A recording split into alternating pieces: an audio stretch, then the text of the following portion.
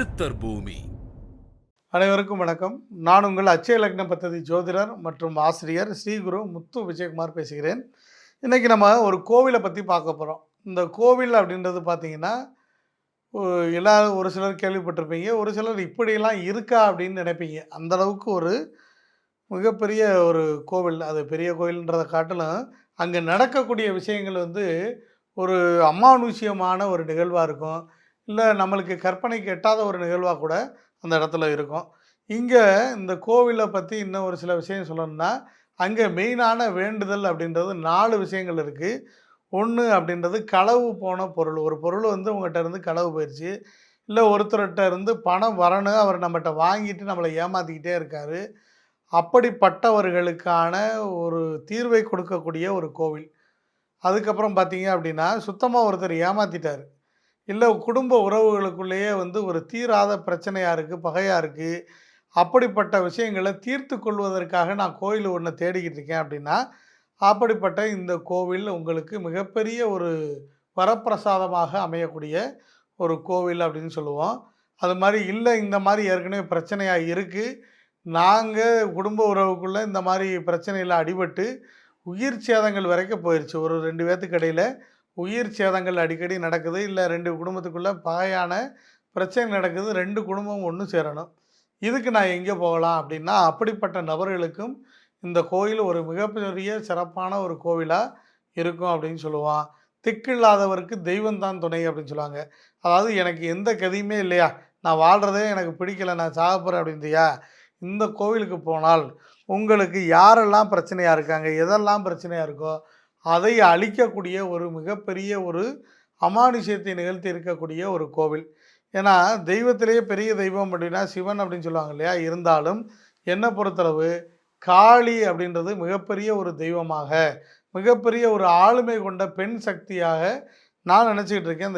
இந்த கலியுகத்தில வந்து கர்மத்தை போக்கக்கூடிய ஒரே தெய்வம் காளியே அப்படின்னு சொல்றேன். அப்படிப்பட்ட இந்த காளி தெய்வத்துடைய வழிபாடு தான் இப்ப நான் சொல்லக்கூடிய வழிபாடு. இந்த கோவில் எங்க இருக்கு அப்படின்னு பார்த்தீங்கன்னா, சிவகங்கை மாவட்டத்தில் காளையார் கோயிலுக்கு அருகே இருக்கக்கூடிய வெட்டுடையா காளியம்மன் கோவில். கோயில் பேரே வெட்டுடைய காளியம்மன் கோவில். வெட்டுடையார் அப்படின்னு சொல்றது. இதுக்கு வந்து அந்த நகர்ப்புறங்கள் அங்க இருக்கக்கூடிய கிராமப்புற மக்களும், அந்த நாட்டார்களும் வந்து ஒரு 2 கதை சொல்றாங்க. இந்த கோயில் உருவானதுக்காக கதை சொல்றாங்க. இந்த கோயில் எப்படி உருவாச்சு அப்படின்னு சொல்லுவாங்க இல்லையா? தல வரலாறு. அதுக்கு வந்து 2 விதமான கதைகள் அங்கே வந்து பகுதியில நிலவுது. அதில முதல் கதை அப்படின்றது பார்த்தீங்கன்னா, அங்கே வந்து அடைக்கலங்காத்த ஐயனார். ஐயனார் கோவில் ஒண்ணு பழமையா, அந்த கிராம தேவதையா அங்கே வழிபாட்டில இருந்து வந்திருக்கு. அதோட கருப்பசாமி கோவிலும் அங்க இருந்து வந்திருக்கு. இதுக்கு 2 வேளார்கள். வேளார்கள் அப்படின்னா, மண்பாண்டம் செய்யக்கூடியவர்கள் அப்படின்னு சொல்லுவாங்க. அவங்க வந்து அதுக்கு பூசாரியா இருந்து, அதுக்கான பணிவிடைகள பண்ணி பார்த்துட்டு வந்திருக்காங்க. ஒரு நாள் இரவு வந்து பலத்த மழையும், மேகமும் இருந்திருக்கு. இந்த கோவில் அப்படின்றது ஊரை தாண்டி, ஊர் எல்லையில ஒரு தனிப்பட்ட ஒரு காட்டுப்பகுதியில அமைஞ்சிருக்கு இந்த கோவில் வந்து. அதனால அவரு இருட்டிட்டதுனாலயும், மழை மேகம் பண்றதுனாலயும், அந்த காலகட்டத்தில கிட்டத்தட்ட 1700, 600, 800 இப்படிப்பட்ட காலகட்டத்தில இந்த கதை அப்படின்றது இங்க நடந்திருக்கு. அந்த அய்யனார் கோயில விட்டு அவர் அங்கே போக முடியல. அதனால இரவு அந்த இடத்திலேயே அந்த பூசாரி அப்படின்றவர் அங்க தங்கிறாரு. அப்படி தங்கி இருக்கும்போது இரவு 12, 1 மணி அளவில அந்த ஒரு மின்னல் போல ஒரு மிகப்பெரிய ஒரு ஜோதி ரூபமாய் ஒரு வெளிச்சம் அவர் கண்ல தட்டுப்பட்டிருக்கு. அந்த கோயிலுக்கு பின்புறம் ஒரு ஈச்சை மரம். அந்த ஈச்ச மரத்து அடியில வந்து அந்த ஒளி அப்படின்றது பிரபாகமா பயன்ருக்கு. இவர் பார்த்துக்கிட்டே இருந்திருக்காரு. ஒளி பிரவாகம் ஒண்ணுமே தெரியல. வெறும் அப்படியே கொஞ்ச நேரத்தில பார்த்தா கண்ணே மங்கிரும் இல்லையா நம்ம சூரியன பார்த்தா. அது மாரி ரொம்ப நேரமா அந்த இடத்துல அந்த ஒளி பிரவாகம் இருந்திருக்கு. இவர் கோயில விட்டு பயந்துகிட்டு வெளியில வரல. மறுநாள் காலை விடிந்தவுடன் கதவை திறந்து கொண்டு அந்த இடத்துல போய் பார்த்தா, காளியோட எந்திரம் பொறிக்கப்பட்டு ஒரு இடம் இருந்திருக்கு அந்த ஈச்ச மரத்து அடியில. அப்ப அசரீரி வாக்கா வந்து அந்த காளி மாதாவே சொல்லியிருக்காங்க. நான் இந்த இடத்துல இருந்து அருள்பாலிக்க போறேன். இங்க வரக்கூடிய மக்களுக்கான பிரச்சனைகள நான் தீர்த்து வைக்க போறேன் அப்படின்னு அந்த அருள்வாக்கா அந்த இடத்துல ஒரு அசரீரியா சொல்லிட்டு மறைஞ்சுட்டாங்களாம். அதுக்கப்புறம் அந்த இடத்துல இருந்து அந்த எந்திரத்த எடுத்துக்கொண்டு பிரதிஷ்டை பண்ணி, இந்த காளி தெய்வத்த உக்கிர ரூபமாக அந்த இடத்துல பிரதிஷ்டை பண்ணி வழிபாடு பண்ணிட்டு வர்றாங்க. இது ஒரு கதை. அ ஒரு கதைன்ற காட்டிலும் இந்த 2 கதைன்னு சொன்னேன்ல, அதில ஒரு பகுதி இது. இன்னொரு பகுதி என்ன அப்படின்னு பார்த்தீங்கன்னா, அந்த 1700கள்ல ஆட்சி செஞ்சது சிவகங்கை சீமையை ஆட்சி சென்றது யார் அப்படின்னு கேட்டால், வீரமங்கை வேலு நாச்சியார் அப்படின்னு சொல்லக்கூடிய ஒரு பெண்மணி வந்து ஆட்சி செய்கிறாங்க. அவங்களுடைய கணவர் வந்து முத்து வடுகநாதர் அப்படின்னு சொல்லக்கூடியவர். அவர் வந்து அந்த வெள்ளையர் போராட்டத்தில் நம்ம காளையார் கோயிலில் வந்து வெள்ளையர்களால் மறைஞ்சிருந்து சுடப்பட்டு அவர் உயிரிழந்துறாரு. அதுக்கப்புறம் வந்து வேலுநாச்சியாரும் அவருக்கு துணையாக விடுதலை போராட்ட வீரர்கள்னு சொல்லக்கூடிய அந்த மருதுபாண்டியர் இருவரும் அவருக்கு துணையா இருந்து அந்த பகுதிய வந்து ஆட்சி பண்றதுக்கு இருந்திருக்காங்க. அவங்களும் இந்த வெள்ளையர்களால் விரட்டப்படும்போது, காட்டுக்குள் ஓடி மறையிறாங்க. அப்படி மறையும்போது, இந்த அரியாக்குறிச்சி அப்படின்னு சொல்றது இந்த ஊரோட பேரு. அதுக்கு வந்து இப்போ வந்து கொல்லங்குடி அப்படின்னு ஒரு பேர் இருக்கு. இந்த 2க்கு இடைப்பட்ட இந்த காட்டுப்பகுதியில குதிரையில ஓடி போய் அவங்க தப்பிக்கிறாங்க. இந்த பெண் வந்து ஒரு பெண் அந்த இடத்துல அய்யனார் கோயில் பக்கத்துல வந்து ஆடு மேய்ச்சிட்டு இருக்காங்க. ஆடு மேய்க்கிறவனாலே துரட்டி கம்பு, இந்த இதெல்லாம் வச்சுருப்பாங்க இல்லையா? அந்த மாரி இருக்கு. பின்னாடியே வெள்ளைக்காரங்க வந்து படையில அவங்கள வந்து விரட்டிக்கிட்டே போறாங்க அந்த இடத்த நோக்கி. அப்படி போகும்போது இந்த பெண் அங்கே ஆடு மேய்க்கிறத பார்த்துட்டு இவங்கள கூப்பிட்டு இந்த பெண்ண கூப்பிட்டு, "இந்த பக்கமா வேலுநாச்சியாரும் மருதுபாண்டியரும் தப்பிச்சு போனாங்களே பார்த்தீங்களா? எங்கிட்டு போனாங்க?"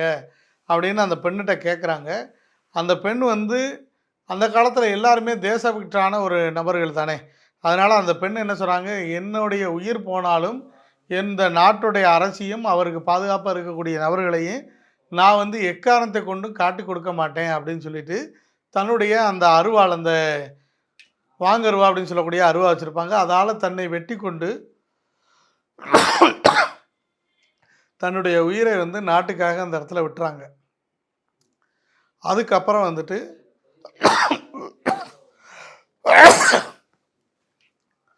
அதுக்கப்புறம் அந்த இடத்துல வந்து அந்த அம்மாவுக்கான ஒரு சமாதி எழுப்பப்படுது. அது அந்த ஐயனாருடைய சேர்ந்து இருந்து கொண்டு, மக்களுக்கு நீதி வழங்கக்கூடிய ஒரு தெய்வமாக மாறியது அப்படின்னு சொல்லி, அங்க ஒரு வழக்கம் இருக்கு. அதுக்கடுத்து இந்த ராணி வேலு நாச்சியாருடைய மகனுக்கு தீராத ஒரு பிரச்சனை இருந்து, அதை இந்த காளி தேவி, வெட்டுடையார் காளி அப்படின்னு சொல்லக்கூடிய இந்த தேவிய தீர்த்து வைத்ததாகவும், அந்த தீர்த்ததுக்கு அடையாளமாக தன்னுடைய வைரத் தாலிய அந்த அம்மாவுக்கு காணிக்கையா வந்து வேலுநாச்சியாரே வழங்கியதாகவும், இன்னைக்கு வரைக்கும் அது பாதுகாக்கப்பட்டு வரதாகவும் இங்கே ஒரு தகவல் இருக்கு. அப்ப இப்படிப்பட்ட ஒரு வரலாறை கொண்ட இந்த காளி தேவி ஒருத்தருக்கு வரவேண்டிய பணம் வரல, ஒருத்தர் வாங்கி ஏமாத்திட்டார் அப்படின்னா, அந்த இடத்துல போயி வழிபாடு செய்யும்போது 8 நாளில் அந்த பணத்தை கொண்டு வந்து கொடுக்க வைக்கக்கூடிய அளவுக்கு அந்த அம்பாளுடைய சக்தி அப்படின்றது இங்கே விளங்கிட்டு இருக்கு. அப்போ என்ன செய்வாங்க, ஒரு பணத்தை பறி கொடுத்தவங்க போய் ஒரு இடத்துல கேட்குறாங்க. அவர் அந்த பணத்தை வந்து திருப்பி கொடுக்கல, இல்லை நான் உங்கள்கிட்ட வாங்கலை அப்படின்னு அவர் மறுத்து பேசுகிறாரு. அப்போ இவங்களுக்கு வந்து எந்தவித ஒரு ஆதாரமும் இல்லை. அதனால் அதை திருப்பி போலீஸில், கோர்ட்டில், கேஸில் இல்லை வேறவங்கள வச்சு பேசுகிறதுக்கு வழி இல்லை. அப்போ எந்த வழியுமே இல்லாத ஒரு நபர் அந்த காளி கோயிலுக்கு போய் அங்கே வந்து ஒரு பழக்கம் இருக்குது. நம்மளுடைய ரூபாய் நாணயங்களை வெட்டி போடுறது. அது தேச துரோகம் தான். இருந்தாலும் அந்த கோயிலில் வந்து அந்த காலத்துலேருந்து இது நடைமுறை வழக்கமாக இருக்குது. நாணயம் தவறியவர்களுக்கு நாணயத்தை வெட்டி போடும்போது நாணயத்தால் தண்டனை அப்படின்னு அர்த்தம். அப்போ இந்த நாணயத்தை வெட்டி போடும்போது யார் பணத்தை வாங்கிட்டு ஏமாத்தினாரோ, இல்லை ஒரு கொடுத்த வாக்கை காப்பாற்றாமல் அவங்கள கைவிடுறாரோ, இல்லை ஒரு இடத்துக்காக ஒரு பொருளுக்காக ஏமாத்துறாரோ, அப்படிப்பட்டவர்கள் நாணயம் தவறியதுனால அந்த கோயில் வாசலில் போய் அவங்க மனதார அழுது புரண்டு அந்த நாணயத்தை இன்னார் எனக்கு கொண்டு வந்து கொடுக்கணும், இல்லைன்னா அவருக்கு ஏதாவது பிரச்சனை வரணும் அப்படின்ட்டு அந்த நாணயத்தை அந்த இடத்துல வெட்டி போட்டுட்டு வரும்போது 8 நாட்களில் அந்த தீர்வு அப்படின்றது கிடைக்கும். அப்படி 8 நாளில் அவர் வந்து அந்த பணத்தையோ பொருளையோ கொடுக்கல, இல்லை இவங்ககிட்ட வந்து ஏதாவது ஒரு மன்னிப்பு கேட்கல அப்படின்னா அவருடைய உடல் உறுப்புகள் பாதிக்கப்பட்டு கஷ்டப்பட்டுக்கிட்டு இருக்காங்க. அது இன்றைக்கு வந்து மிகப்பெரிய ஒரு சவாலாகவே இங்கே நடந்துக்கிட்டு இருக்கு. அது மாதிரி இந்த மாதிரி பிரச்சனையாகி எல்லாரும் திருப்பி ஒரு குடும்பத்துக்குள்ளேயே இது நடக்கும். ஒரு சொத்து பகை, சொத்து அங்காளி பங்காளிகளுக்குள்ள பிரச்சனை, இல்லை பொண்ணு கொடுக்கறது எடுக்கிறதுல பிரச்சனை, இப்படி விஷயத்தால் கூட ஒரு சிலர் அந்த இடத்துல போய் செய்யும்போது, நாளைக்கு வீட்டில் ஒரு விசேஷம் எல்லாரும் ஒன்றா சேர்ந்து நம்ம அந்த இடத்துல நிற்கணும், இல்லை அவங்களுடைய சாப்பாடை நம்ம சாப்பிடணும் அப்படின்றையில இந்த இதை மாற்றுறதுக்காக அதை வந்து ஒன்று கூடுறது அப்படின்னு சொல்லுவாங்க. அப்படி அவங்க அத செய்யாம போய் அங்கே சாப்பிட்டுட்டா கூட, அவங்க 2 குடும்பத்துக்கு அது பாதிப்ப கொடுக்கும். அதனால இந்த கோயிலுக்கு மறுபடியும் போயி 2 குடும்பத்தார்களும் ஒண்ணாக இணைந்து 2 குடும்பத்திலேருந்து அரிசி, பருப்பு, தண்ணி எடுத்து கொண்டு போயி 2 பேரோட பொருளையும் போட்டு அந்த இடத்துல அந்த காளி தேவிட்ட நாங்கள் செஞ்ச தவறுகளை மன்னிச்சிருங்கன்னு மன்னிப்பு கேட்டு ஒருத்தருக்கான அந்த பாவங்களை போக்கிக்கிட்டு அந்த இடத்துல 2 பேருடைய பொருளை வைத்து ஒன்றாக உலை வைத்து பொங்கல் வைத்து அம்பாளுக்கு படைத்து மாற்றி விபூதி பூசிக்கொண்டு அந்த பிரசாதங்களை பரிமாறிக்கொண்டு வந்ததுக்கப்புறம் குடும்பத்தில் ஒன்று புழங்கினாங்கன்னா அந்த குடும்பம் செழிப்பாக இருக்கும். ஆனால் இங்கே செஞ்சதை மறந்துட்டு கூடினாங்கன்னா அடுத்தடுத்து உயிர் பலி அந்த வீட்டில் நடக்கும் அப்படின்றது நம்பிக்கை.